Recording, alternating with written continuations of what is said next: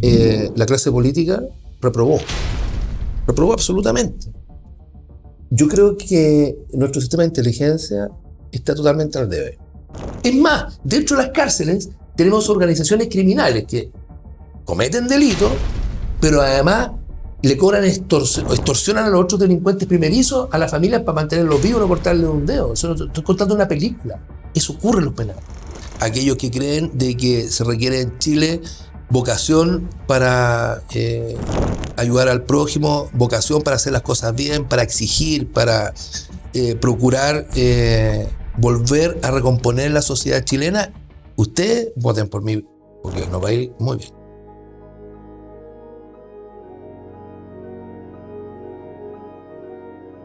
Hola amigos, ¿cómo están ustedes? Aquí en otra de nuestras conversaciones en Unidos por Chile, invitando gente con experiencia, con inteligencia, que pone cosas sobre la mesa interesantes. Agradecemos profundamente todos los comentarios, agradecemos su ayuda con sus likes, con su viralización.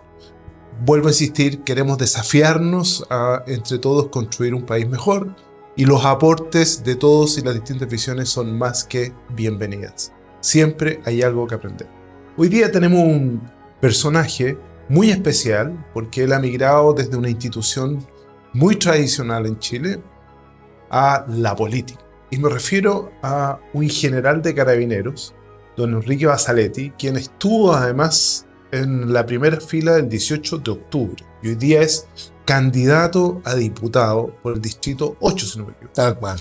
Y por lo tanto vamos a conversar con Enrique de lo humano y de lo divino. Bienvenido, don Enrique. Ricardo, un agrado reencontrarme contigo. Feliz. Y gracias por esta invitación, además tan agradable con esta rica... Sí, son los dueños de casa. La agencia positiva es quien hace posible esta cosa tan casera, digamos, tan amena, sí, tan cordial. Muchas gracias. No, pero estar a la altura. Pero de seguro, Enrique. Quiero hacerte algunas preguntas más bien de orden general antes de entrar a la política. Tú desarrollaste una carrera en una institución fundamental del país como es Carabineros de Chile y llegaste al más alto grado, que es ser general de Carabineros. Te tocó enfrentar el 18 de octubre. ¿Cuál fue tu posición en esa época y cuál es tu mirada en retrospectiva? Sí. Bueno, primero señalarte de que jamás me hubiera imaginado estar en un escenario de esa naturaleza y menos en la posición relativa que me encontraba, que precisamente era parte del alto mando, y eso implicaba una tremenda responsabilidad de tomar las decisiones correctas sin tener mucho tiempo, sin tener ninguna experiencia previa en una crisis de ese nivel, de esa envergadura, de esa incomprensión. Fueron días bien complejos porque costó para mí mucho posicionarme en qué es lo que estaba pasando. Entendíamos perfectamente las razones de la molestia, probablemente gran parte de nosotros y nuestra familia la compartían, pero lo que vino después fue algo bastante kafkiano, o sea, ver destruyéndose negocios, quemándose iglesias, asaltando supermercados, y además de la manera masiva, simultánea, verdaderamente no está, ni siquiera lo podía proyectar como una situación posible en mi carrera. Además la estaba culminando. Así que fue, primero que todo, una situación compleja. Hubo que tomar decisiones difíciles a veces. Hubo que comprender desde la posición interna de Carabineros y de las bases, las comisarías, los carabineros de a pie, ¿no? También buscar los equilibrios para que no se desincentivaran esos carabineros que tempranamente fueron lesionados. Solo para recordarte, hubo más de 5.000 carabineros lesionados en diferentes dimensiones. Algunos perdieron la vista, otros perdieron miembros de su cuerpo, otros fueron quemados. ¿Y esos carabineros que fueron lesionados hoy día tienen más o menos las mismas compensaciones que tienen los civiles que fueron lesionados? No, pues ahí empieza uno a decir, diablo, qué injusto, ¿no? Esos carabineros lesionados, como te repito, 4 al menos tengo conciencia de que perdieron una de parte de su vista, entiendo que solo queda uno en servicio activo que tiene un parche en un ojo y es un oficial, un mayor de carabineros. Otros, las extremidades, testículos, las mujeres, hay imágenes bien duras de mujeres quemadas en su rostro. Eh, Mira, para nada. Yo creo que también eso ha sido motivo de, en mi caso en particular, de sentirme frustrado. Frustrado porque los que verdaderamente defendimos, digo, el Estado de Derecho que gozamos hoy día, no fue ese día 15 de noviembre que se firmó ese acuerdo. Fue desde el primer momento que hubo una fuerza encargada de sostener el Estado de Derecho en Chile. Por lo tanto, ¿tú sientes que de alguna manera el establishment político no apoyó adecuadamente en ese instante y después a Carabineros? Absolutamente. Yo creo que la clase política reprobó. Reprobó absolutamente. Yo jamás, te digo de nuevo, pensé en un escenario de esa naturaleza. Los medios de comunicación también enloquecieron. Yo creo que hubo un fervor auspiciado, yo lo digo claramente, por hoy día políticos que se hacen los locos. La ministra Vallejo, la diputada Cariola, Vinter, una serie de esos sujetos incentivaban situaciones irreales. La que más recuerda a la gente debe ser el Metro Baquedano y el Centro Torturas. Sí, imagínate lo que la gente en sus casas, creyendo que eso era verdad, la animadversión contra Carabineros. Incluso aquellos que tenían posiciones, digamos, neutras, rápidamente se volcaron en una crítica frenética. Esa fue una. Otro estudiante de medicina que acusaba de haber sido violado. Muchachas que habían sido supuestamente también vejadas. Y poco a poco, esos casos fueron decayendo. Solo recordar, mira, son tantas cosas las que se me vienen a la mente, perdón, que a veces yo soy disperso, pero yo también tenía un nivel de incomprensión, porque tú lo puedes esperar de gente que no tiene mayor educación, que no tiene mayores responsabilidades, pero cuando la clase política, cuando profesionales en los medios de comunicación respaldaban de alguna manera, o con el silencio, o derechamente con hacerse parte de esa crítica, me pareció descabellado. Pero tú sientes que eso fue, de alguna manera, ese apoyo o ese silencio fue concertado o simplemente fue espontáneo y que cada uno hizo lo que creyó que había que hacer. Yo creo que hubo de todo, te insisto, y para ser justos, lo que llevó a la gente a manifestarse, primero, y bien, manifestándose con gritos, con pancartas, en fin, esa marcha que algunos dicen que fueron no sé cuántos millones irán. Nosotros la medimos, fueron una cantidad importante, pero bastante menos de lo que se decía, pero ya está bien. O sea, del orden de magnitud, 1 millón de personas, fueron expresiones legítimas en un Estado de Derecho, en una democracia, para manifestarse en contra de lo que se venía arrastrando hace tiempo, que era una asimetría respecto a los derechos de las personas, a los derechos laborales, a las pensiones, la salud, la educación. Gatillado por una subida al metro de 30 pesos. Y eso fue muy espontáneo y natural. Fue un fenómeno sociológico para estudiarlo y con explicaciones rápidas. Sí, pero lo que vino entre medio y después, porque hay que distinguir, como dicen los abogados. Eso, check. Pero que paralelamente han habido destrucción al mobiliario público, a los negocios emplazados, no tan solo en Santiago, o sea, hasta en Osorno. Los que conocen Osorno, un pueblo tranquilo, más rural. Bueno, hay imágenes que mostraban también cómo un grupo de personas atacaban un bus de fuerzas especiales de manera, pero increíble. Y eso yo creo que es una mezcla entre cuestiones que sí fueron, no te digo organizadas de que tal fecha esto va a rentar, sino que es como aprovechar el momento. ¿Ah? Cuando uno estudia la época, lo que venía con la historia del gobierno del presidente Piñera, que en paz descanse, en términos de él, de alguna manera, haber incentivado una animadversión en contra de esta figura hegemónica que se paraba como una figura de Latinoamérica, se sentó en el escritorio del presidente de Estados Unidos, que fue a Cúcuta y se planteó en esa posición. Sí que sabemos hoy que había planificadas manifestaciones en su contra en varios de los escenarios de eventos internacionales que estaban planificados para el año 2019. Como la PEC. La PEC, la COP25, claro. ¿Te acuerdas tú? Pero yo creo que aquí se desencadenó como la oportunidad. Me imagino que es como cuando hay gente que tiene sus principios medio reñidos con la moral y no se le observa hasta que se produce la oportunidad. Clásico ejemplo, una carretera cuando tiene un accidente, un camión que ha cargado con bolsas de papa o lo que fuera, y para la gente al lado y va a robar esas cosas. Probablemente esa oportunidad la ocasionó esta crisis, que sí partió, como te digo, en justicia, pero que terminó con manifestaciones que son incomprensibles, como quemar iglesias, quemar las estaciones del metro, romper el mercado de la gente que se perdió la vida. Yo te quiero decir, por ejemplo, ahí en Plaza Italia estaba debajo de lo que era en aquella época el Hotel Crown Plaza, estaba la Galería de los Músicos. Esa gente le destruyeron la vida. ¿Cuál es la razón? Entonces, yo creo que hicieron todos los escenarios que tú me planteas, incluyendo la planificación de medidas concretas como fue la precisión y lo simultáneo que fue la quema de las estaciones del metro. Mirándolo en retrospectiva, ¿tú sientes que institucionalmente el país estaba con las herramientas necesarias para prever, para articular, para responder una situación de esa naturaleza? Me explico. La Agencia Nacional de Inteligencia, la ANI, tenía o tiene los recursos, tiene la información, tiene el modus operandi como para hoy día decir, no, hoy día Chile es un país más seguro. Yo creo que nuestro sistema de inteligencia está totalmente al debe.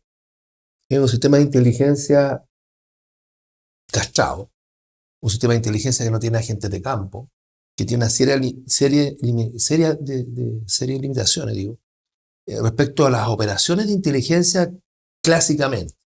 La ANI prácticamente era un repositorio de lo que le decían otras instituciones, lo que podía ver en las redes sociales, pero eran funcionarios públicos, digamos las cosas como son. Terminaba la guerra a las 5 de la tarde.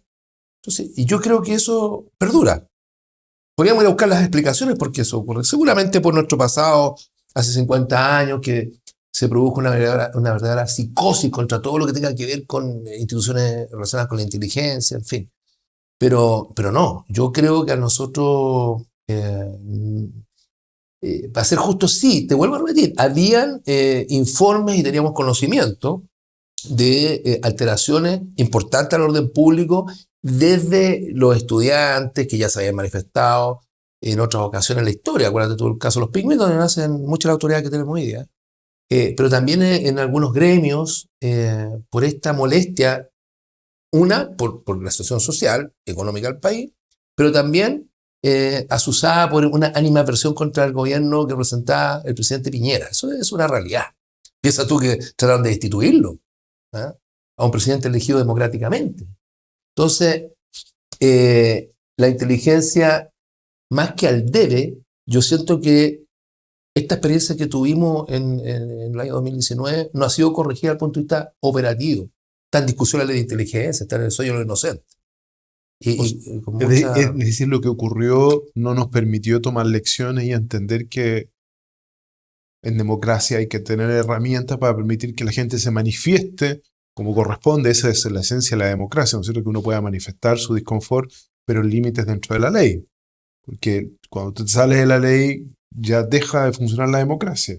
Claro, no tan solo en manifestaciones, yo te diría todo el terrorismo que hay en la Araucanía combinado con crimen común y corriente, como de droga, hurto y robo de madera y cosas como esas, se fueron desencadenando y fuimos reaccionando a medida que se iban manifestando las expresiones de esa conducta. Por ejemplo, hoy día el crimen organizado, la incorporación de crimen organizado que viene exportado de otras latitudes de América, todas esas cosas podrían tener una mejor respuesta, una mayor planificación si se contara con sistemas de inteligencia como corresponden a un Estado de Derecho. ¿Sí?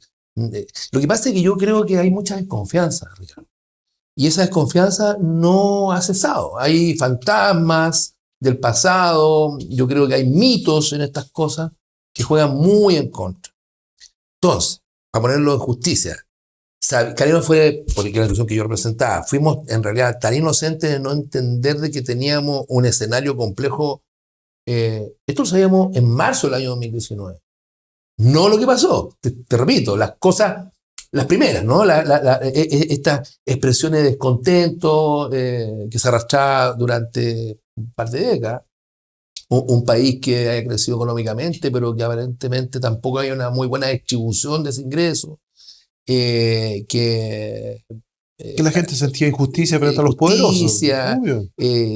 Todo este tema de algunos corruptos empresarios y políticos que, bueno, todavía, lamentablemente eso no ha acabado, generaron una rabia que se manifestó. Sí, el tema es que lo que vino después, yo creo que tiene una componente de espontaneidad basada en el principio de oportunidad. Ya vimos que había gente dispuesta a hacer esas barracadas, como decía un antiguo narcotraficante. Y que también fue expresiones, yo lo vi con mis ojos, expresiones que uno podía interpretar hoy día como una oportunidad, toda esta cosa más lúdica o romántica de la primera línea, con sus escudos protegiendo a los otros para que protestaran.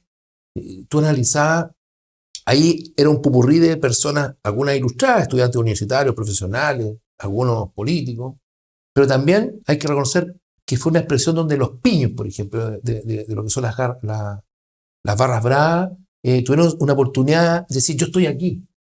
Saliste de tu encierro allá vulnerable, encerrado en poblaciones muy complejas, en los bordes de Santiago, y tuvieron aquí una epopeya, algo épico.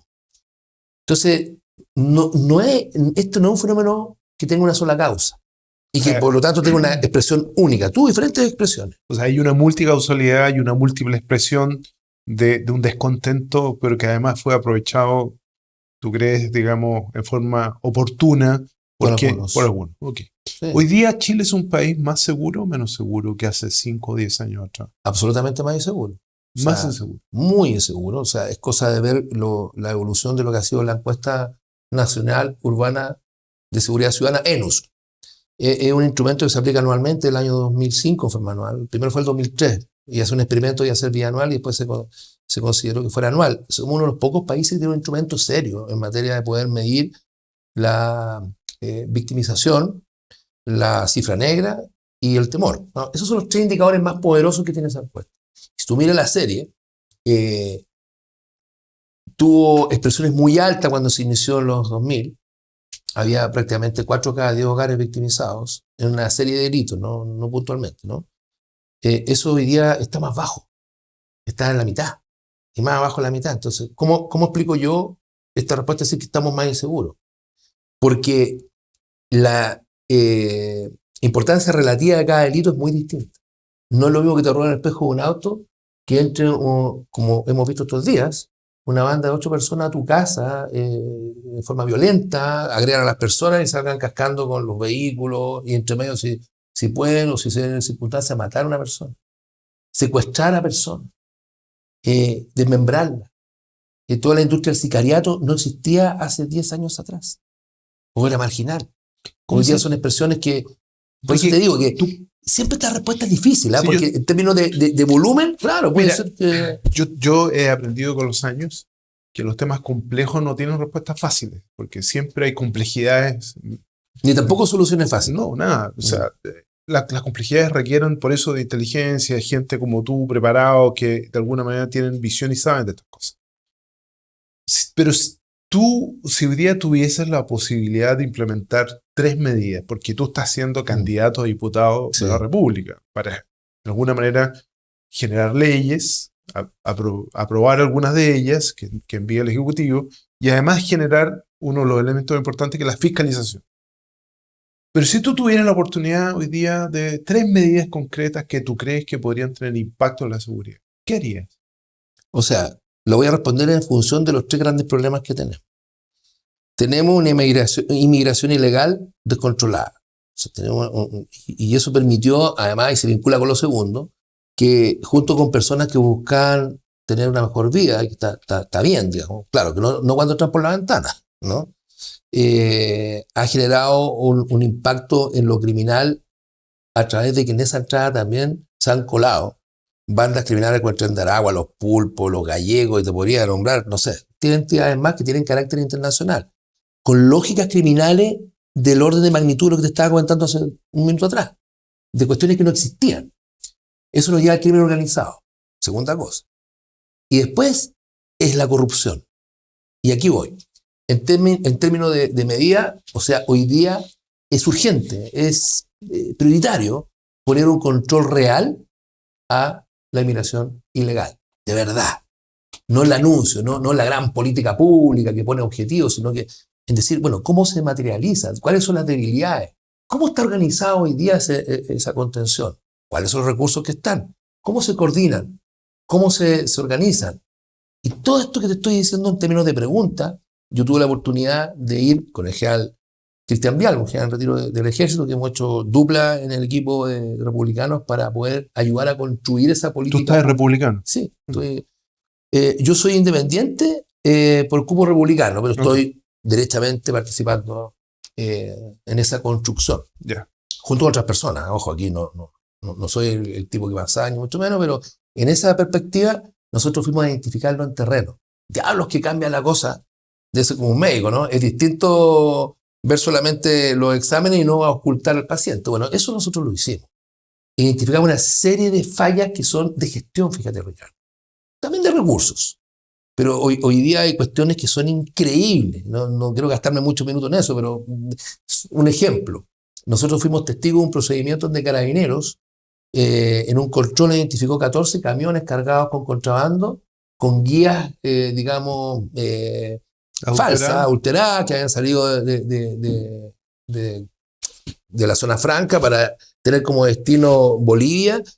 Y un tremendo procedimiento exitoso, con todo lo que eso implica, con muchas HH, muchas horas hombre, porque justo nos pilló, estábamos en eso, cuando nos encontramos con ese procedimiento. Los carros estaban felices, tenían 10 o 11 gallos detenidos, y empieza, oye, ¿y los camiones que están ahí, dónde los van a llevar?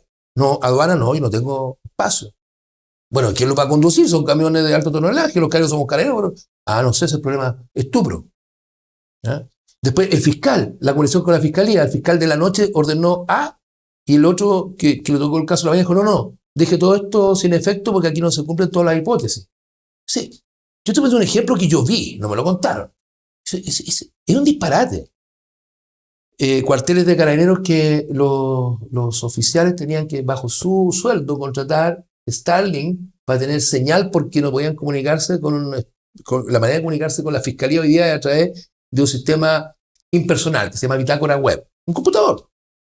Hola, aquí retén no sé cuánto, tenemos este procedimiento, esperando que alguien te conteste ya, que no es un fiscal, es un asistente que evalúa, sí, pero no tienen internet en alguna hora. O sea, te estoy dando cosas tan pedestres que uno aquí sentado en Santiago se imagina que está resuelto. Es para poner solamente el acento en que la disposición no es suficiente cuando no hay una coordinación real y cuando no hay objetivos concretos, con metas, con plazos, con responsables. Como cualquier cosa en la vida. Ok, pero yo te pedí concretamente 3 medidas. Bueno, ahí tiene una. O sea, tomar esta cuestión y darle una gestión concreta. Perfecto. Con responsabilidades, con una pauta de saber qué es lo que tiene que hacer cada cual y cómo contribuir. Es gestión, Ricardo. Gestión, estamos de acuerdo. Ya. Segundo, y eso pareciera ser baladí, pero no. No. Porque está claro. Hoy día en muchos ámbitos dicen, no, es que faltan recursos. Probablemente, pero los que están se ocupan de buena manera y la respuesta la sabemos, ¿no es cierto? O sea, el Estado chino tiene 100.000 en los últimos 3 años. La cifra más conservadora es que hay 100.000 nuevos empleados públicos entre la municipalidad y los organismos centrales de administración del Estado. Y se ve con esos 100.000 una mejora en la gestión. Hay una mejor calidad en la atención del público. En los hospitales no se muere ya la gente. Entonces, gestión. Segundo, y bueno, y eso relacionado con lo que era el tema de la inmigración. Sí. El narcotráfico, el crimen organizado. Yo hacía algo aquí responsablemente. Una de las causas estructurales de que Chile atraiga de alguna manera todas estas corrientes criminales foráneas, tiene que tener una razón. Algunos dirán, sí, la estabilidad económica del país. Te la compro. Pero además, el costo de oportunidad bajito. En Chile, en verdad, no escarmientan los delincuentes. Mira, no hay que modificar el Código Penal, por ejemplo. Hay que hacer que las leyes se cumplan.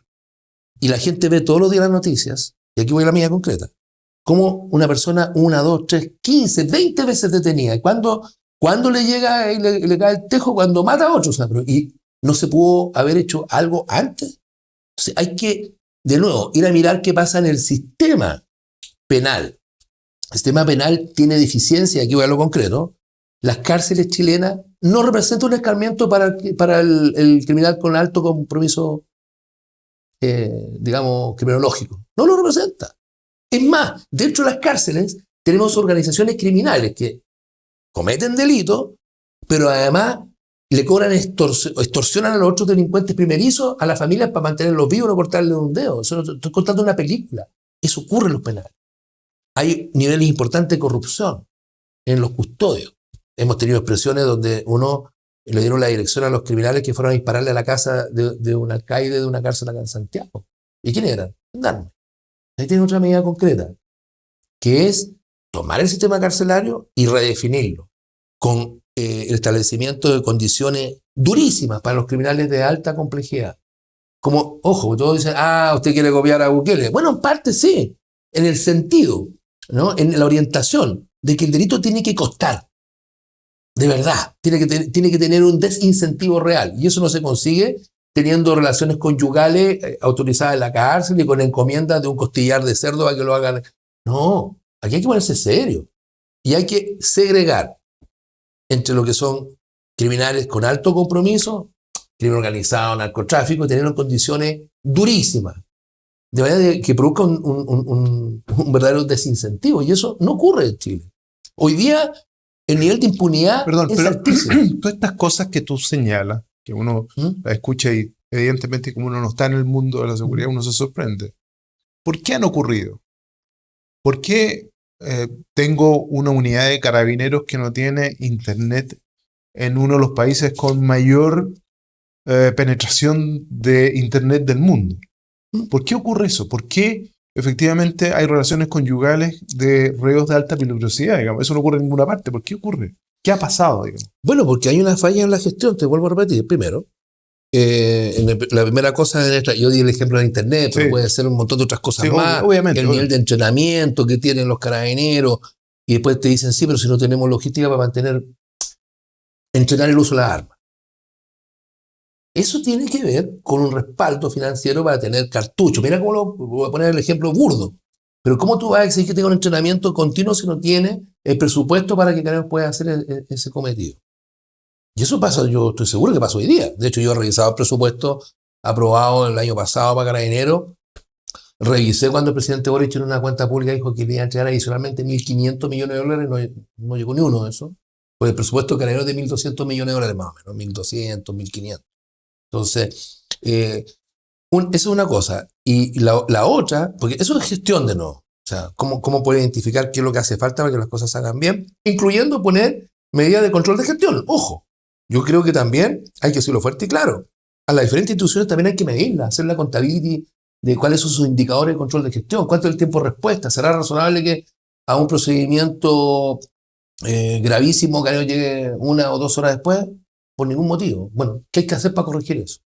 ¿Qué hay que hacer para que aduana tenga un real aforo de las mercaderías que entran por los puertos y no hacer el saludo a la bandera con un arco de estos que tienen uno, se echa a perder de vez en cuando? Entonces, ya, todo eso es gestión. Pero te vuelvo a insistir, la segunda parte tiene que ver con pasar un cambio. Por eso patrón es largo, porque esto, mira, no es popular. Cuando yo te digo construir cárceles de alta seguridad, poner lugares en la frontera para que todos los inmigrantes ilegales, en vez de que lleguen a Santiago, aquí cuando deciden pasar, queden en la frontera mientras se regulariza o se devuelven a sus países. No pasan para acá. Serían elementos desincentivadores, ¿o no? Sí. Porque si yo vivo, no sé, en Colombia, en Venezuela, iré a Chile cuando están fregados. Pero eso que tiene toda lógica, ¿por qué tú crees que no se ha dado luz verde a ese tipo de cosas? ¿Por qué esa propuesta han estado? Yo pienso, Ricardo, honestamente, y esto es un juicio de valor, pero no tengo cómo demostrarlo, pero a través de mis 35 años en Carabineros, de jovencito y viendo todo el pasar, Chile involucionó bajo una mirada un poco progresista, es decir, mira, los delincuentes al final son el producto de la anomalía de la sociedad. Segundo, no, las mayores penas el castigo no es una señal, no hay evidencia de que eso disminuya el crimen. Reforma procesal penal, absolutamente necesaria. sea, nosotros teníamos un sistema inquisitivo, para que la gente lo entienda, un sistema donde los jueces del crimen de la época hacían los 3 roles, Claro. ¿no es cierto? Porque ellos investigaban, después sometían a proceso y juzgaban. O sea, y con todo, había muchas largas esperas para que hubiese juicio, porque había mucha opacidad jueces, estaban los famosos actuarios, que había un elemento entre incompetencia y corrupción que debía ser salvado, debía separarse. Y se inventó esta figura del Ministerio Público, un actor intermedio, un abogado que pudiese desarrollar las tareas profesionales de investigación y, en este caso, imputaciones. Está perfecto, pero nos pasamos 3 pueblos con respecto a los derechos. Entonces, es con los derechos humanos, ya vamos a entrar ahí, yo creo, pero si nadie podría sensatamente decir que las personas no se deben respetar nuestros derechos, pero ¿bajo qué límite? Me voy a explicar. Es que mira, todos somos inocentes hasta que no se prueba lo contrario. De acuerdo. Pero si hay un tipo que ha sido detenido 10, 15 veces, que hay imágenes, o sea, la evidencia es tan contundente que ya vendrá al juicio, pero mientras tanto, a esa persona no se le puede dejar en una medida cautelar, así se llaman, que son las medidas que aplican antes del juicio. Cuando a ti te sorprende un policía cometiendo un delito, te pone a disposición del fiscal y el fiscal te lleva a una audiencia de control de detención, lo hace súper rápido, donde un juez, antes se llamaba jueces de control, verifica que se te hayan leído los derechos, que no te estén inventando esto, sino que hay ciertos elementos que permitan llegar a la conclusión de que podría tener un alto nivel de participación como autor, cómplice, encubridor. Bien, y da un plazo para que se verifique una investigación y se allanen las pruebas, los indicios, los relatos que permitan establecer cuál fue el nivel de participación, pero mientras tanto, porque esas investigaciones típicamente duran, no sé, 60, 120, hasta, qué sé yo, 200 días. Y ahí viene la discusión, que esa fue una incorporación que se hizo a la lógica que te estoy comentando, es decir, esta laxitud, decir, buena onda, decir, mira, los delincuentes, tranquilos, ellos tienen derechos también, entonces quedan firmando cada 15 días o con un arresto domiciliario típicamente, arraigo nacional, no pueden salir del país. Y a la semana, en la tarde, al otro día que fueron detenidos, están haciendo otro. Y a la semana, y los vuelven a detener, otro. Entonces, eso de sentido común, no estaremos fallando ahí. Pero sí, pero va a ser justo, hoy día se han aprobado algunas reformas en el sentido de que aquellos que son reincidentes tengan mayores penas y se aplique precisamente medidas cautelares más intensas. A ver, ahí hay que distinguir con eso los abogados. La reincidencia se puede aplicar solo en los casos donde hay una condena anterior. Terminó el juicio, te condené a lo que fuera, 3 años y un día o whatever, lo que sea. Pero eso no resuelve lo que te estoy explicando. Una persona puede tener 1, 2, 3, 10, 15 participaciones en delito, pero no hay ninguna condena. Entonces no tiene reincidencia. Ok. Cuidado. Es que estas cosas que son muy técnicas pero se entiende explican lo que yo estoy tratando de decir. Se entiende perfectamente. Ahora, otros te dicen como caricatura, entonces usted quiere que todo el mundo esté preso. No. Yo quiero que haya medidas efectivas que prevengan a la sociedad de este flagelo del delincuente habitual, del constitucionario. Bueno, no lo quieren meter en una cárcel porque a lo mejor el delito de baja monta, coloca un sistema de control electrónico, algo que me permita realmente tener el control de esa persona mientras se hace la investigación. Un dispositivo, una tobillera, no tengo idea, un GPS, un chip. Pero no es aceptable porque si yo te pongo cifras acá, te voy a decir algo, no sé si las personas lo saben, el 20% de los detenidos por las policías cometen el 80% de los delitos en Chile. Ergo, si sabemos cuál es el 20% de los tipos que tienen mayor participación en los crímenes, ¿qué diablos hacen en libertad? Bueno, eso no se ha corregido. Qué bueno. Déjame pasar a otro tema, aprovechando aquí que tengo a un Enrique que Basaletti, candidato a diputado. ¿Por qué un general de la República entra hoy día no solo a la política, sino que también a los medios de comunicación? Porque tú participas de muchos medios de comunicación, poniendo tus ideas y tu experiencia sobre la mesa. ¿Qué hace que Enrique Basaletti, el ciudadano, decía salir de un mundo institucional, obediente, como es carabinero, con un escalafón, con una jerarquía, a este mundo de la política que es tan disperso? Obediente y no deliberante. Obediente y no deliberante, así es. Mira, yo me lo he preguntado y una fuente muy importante fue esta delictual. la injusticia que yo vi, ver que el orden se corrompía en todos los medios y que yo en mi grupo de WhatsApp y con mis amigos no era capaz de mover la aguja nada. Que hay una serie de cuestiones con las que estamos conversando hoy día que hay que corregir. Y los que tienen la responsabilidad, típicamente que es el poder político, representado en el Ejecutivo y en el Parlamento, bueno, lo corrige mal. Y si yo tenía toda esa experiencia de frustración, ya estando afuera de la institución, me empezó a seducir la idea de poder contribuir de manera concreta. Y yo no partí así, no partí políticamente.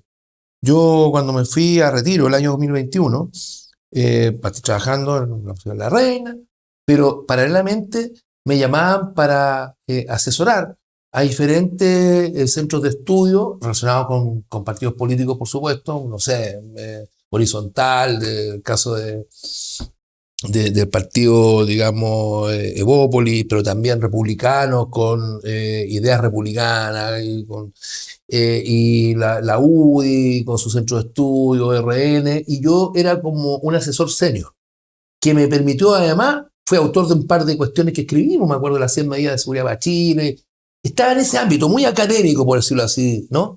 Y yo decía siempre a ellos, porque muchos me encontraban como pinta, me olían que podía ser útil para la política, y yo decía, no se confundan conmigo.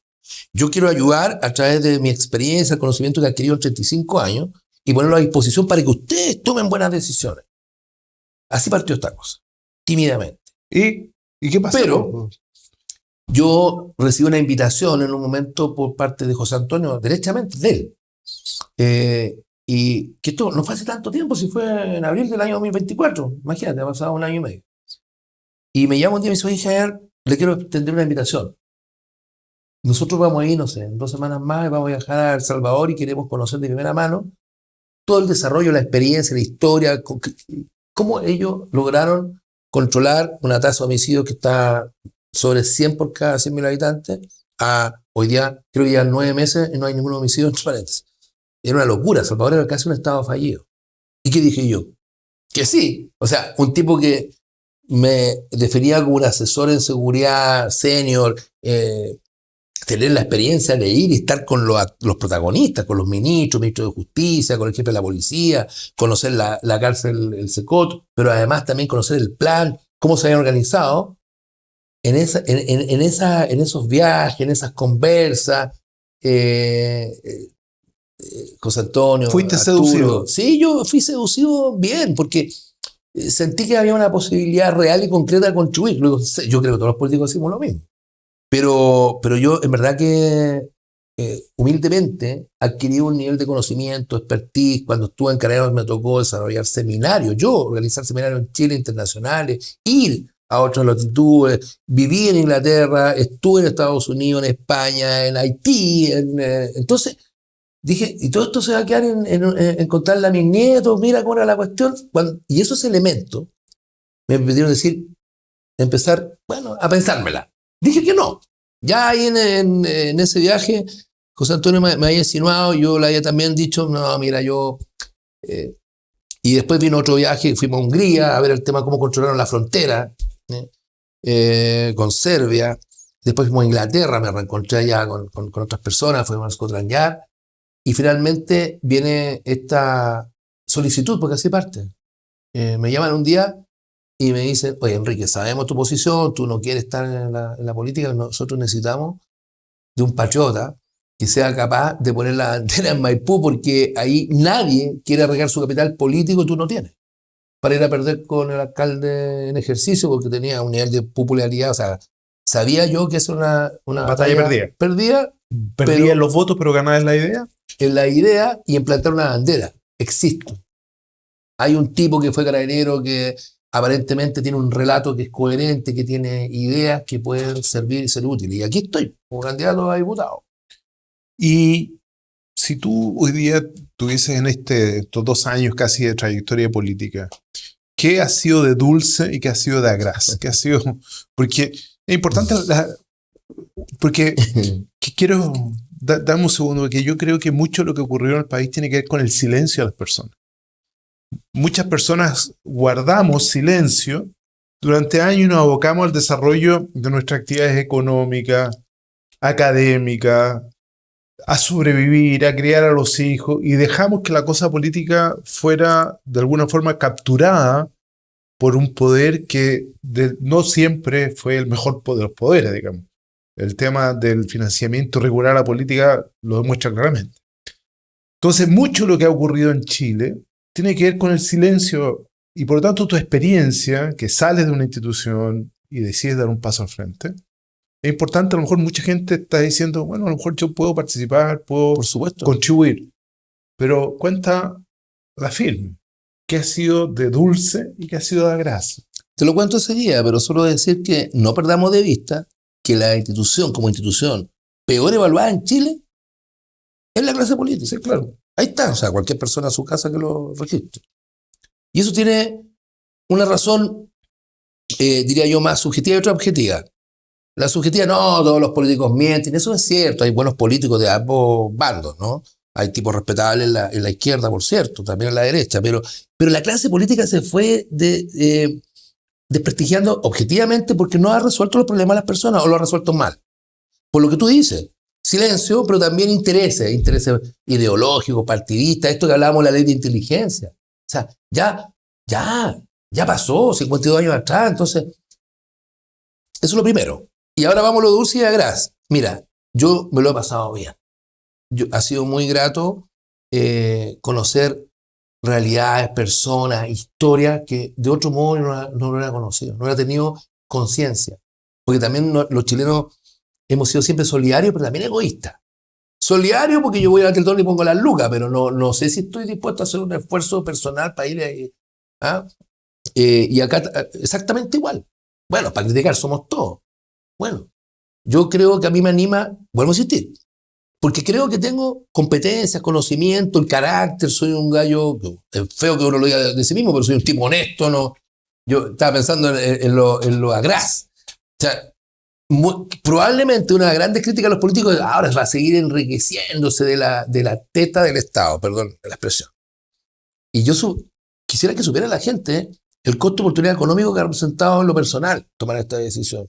Yo además soy ingeniero, había iniciado una consultora, o sea, las proyecciones económicas, te quiero decir que superan con creces lo que puede ganar, no sé, un diputado más tranquilo, nadie me va a cuestionar, no van a andar buscando y jodiéndome algunos haters ahí.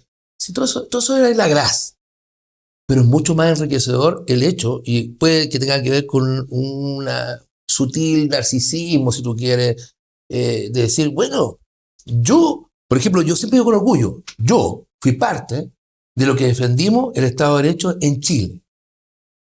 Estamos en este programa y las personas nos están viendo porque este es un Estado que fue capaz de imponer el orden con un alto costo, pero yo fui parte de esa historia, me siento orgullosísimo. Y ahora, lo dulce es que si resulta, va a ser muy lindo poder decir, yo, un gallo que no soy tan joven, pero voy a decir después, estoy pensando a mis nietos, no tengo idea, tampoco me quiero dedicar a la política hasta el fin de mi vida, vamos a ver ahora y hasta ahí llego, pero decir, bueno, yo fui parte del cambio en Chile, de lo que recompuso la sociedad chilena. Soy parte de esa clase de políticos que se incorporaron para realmente poner los intereses generales por encima de los particulares. Yo realmente creo en el proyecto republicano por esas razones, Ricardo. Ok. A propósito de la política, déjame hacerte un pimponeo cortito, me parece. Te voy a dar algunos nombres y tú me das algunos adjetivos respecto a... ping-pong. Yes. Ya dale, a ver cómo me da. Artés. Retrógrado. Jara. Mentira. Meo. Uy, hace algo duro, pero lo voy a suavizar. Chistoso. Bueno, soy payaso. Parisi. Buenas ideas. Matei. Respetable. Cast. El hombre que necesita Chile en este tiempo. McNichols. Fútbol. Kaiser. Futuro. Basaletti. Diputado. Bien. Tú, si yo te pidiera que este es un ejercicio que le hago a toda la gente con la que estamos en estas conversaciones, ¿no? ¿A qué político contemporáneo admiras tú? ¿Qué me dirías? Chileno. Chileno. Porque todos se entusiasman pensando, uy, voy a decir a Mandela. No, chileno. No estaba pensando en Mandela, pero no sé, Meloni, pero bueno, en el contexto, José Antonio Kast. Ok. Yo realmente siento una admiración profunda a la persona. He tenido, no soy su amigo, no, me encantaría, pero he tenido una posición relativa ventajosa para conocerlo en diferentes dimensiones. Es un hombre al cual yo siento admiración profunda. Un tipo de convicciones, un tipo consecuente, un gallo muy humano, con un profundo amor a Chile. Me une mucho una comunión de simpatía valores. Sí, yo estoy aquí en gran medida por él. Ok. ¿Quién más? Creo que hay una nueva generación de políticos en los cuales fijarse, porque podrían ser sorpresas, no sé, en distintos partidos. Camila Flores, que no es republicana, pero yo la encuentro una mujer interesante, valiente. Va de candidata a senadora ahora. Va de candidata a senadora. Sí. También como un político que me llame la atención o que yo crea que no está vigente, ¿no? Pero yo creo que sacando todo lo que fue el tema más delicado de las concesiones y tal, el último estadista que tuvo Chile, yo siento que fue Ricardo Lagos. No comparto, dejarlo súper claro, en absoluto la ideología, pero sí reconozco que el tipo tenía, ¿qué es lo que se necesita ahora? Un líder que sea capaz de tener el carácter y gobernar el país, tomar las riendas. Y el último fue él. No de mi tendencia, naturalmente, pero lo reconozco. Yo lo dejaría ahí. Perfecto. ¿Y personajes históricos que admires de Chile? José Miguel Carrera. Yo soy institutano, estudié en Instituto Nacional, así que dejé a José Miguel Carrera. Sí. Diego Portales, a su turno. ¿De qué letra saliste del Instituto Nacional? Yo era del cuarto G, matemático. Mire, cuarto G. Yo salí del cuarto K. ¿Qué? ¿Tú eras biólogo? No, en esa época yo soy más antiguo que usted, general. Pero poquito. Poquito, pero igual en esa época estábamos mezcladitos, ¿no? No, yo pertenecía a un curso matemático. Ya más de Carrera, ¿a quién más? Bueno, te decía Diego Portales, ya más contemporáneamente, yo creo que hizo un buen papel Carlos Ibáñez del Campo en su primer gobierno. Y después yo creo que lo que vino adelante fue de Dulce y Agraspo. No tengo así como... Perfecto. Bien, antes de terminar, yo quisiera que aprovecharas de decirle a tus votantes del distrito 8, qué es la pasión, qué es la emoción por la cual ellos deben levantarse e ir y poner Bassaletti. Mira, voy a ser controvertido con la respuesta. Voy a dirigirnos a ellos. A los que no tienen que ir a votar por mí. Los que no tienen que votar por mí en Maipú, Cerrillo, Estación Central, Quilicura, Pudahuel, Colina, Lampa y Tiltil, no sé si se me quedó una por ahí, son 8, es lo que quieren más de lo mismo.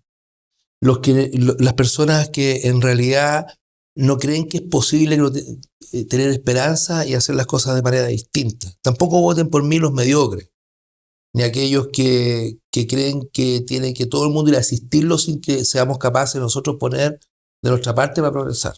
Esos, que no voten por mí. Los otros, sí, aquellos que creen de que se requiere en Chile vocación para ayudar al prójimo, vocación para hacer las cosas bien, para exigir, para procurar volver a recomponer la sociedad chilena. Ustedes voten por mí, porque nos va a ir muy bien. Bueno, ustedes ven que tenemos aquí a un verdadero personaje institutano, ya eso, del antiguo instituto, en que éramos orgullosos de... 17 presidentes de la República y un general de Carabineros. Y varios generales de Carabineros, no se hace, varios generales de Carabineros. Estoy jugando. Y general de carabineros, ingeniero, comunicador, profesor, y que además hoy día quiere ser diputado de la República. Con Enrique nos ha tocado conversar en varias oportunidades anteriores y siempre él tiene una visión muy ponderada, muy certera, de mucha experiencia, de inteligencia, y pone las cosas complejas pero con simplicidad para que uno pueda de alguna manera aquilatarlas y medirlas. Sin lugar a dudas, yo creo que tú serías un extraordinario aporte en el Parlamento. Y si aún así no fuese, yo creo que el solo hecho de que tú puedas comunicar tus ideas nos obliga a todos a reflexionar. Enrique, ha sido realmente un privilegio, un placer tenerte como siempre. Te deseo el mayor de los éxitos. Espero que el 16 de noviembre mucha gente vote por ti y los que no deban votar por ti no lo hagan como tú tan sabiamente lo dijiste. No, gracias Ricardo por esta oportunidad. Ha sido muy interesante sostener esta conversación contigo y un mensaje de optimismo. Mira, es necesario. Nosotros los chilenos nos hemos sobrepuesto a tragedias, a terremotos, a situaciones críticas en la historia de Chile. No todos se acuerdan de las 52 años atrás, pero también tuvimos la revolución de 1891, tuvimos inestabilidad en 1925, 27, y siempre lo hemos logrado. Y no hay razones para que no lo hagamos ahora. Así que también enviar un mensaje de optimismo que vamos que sí se puede. Seguro que sí. Nos vemos en una próxima ocasión en estas conversaciones con gente tan chora que uno dice, qué bueno que pudimos tener la oportunidad de escucharlo. Nos vemos, que estén súper bien. Chao, Adiós. gracias. Adiós.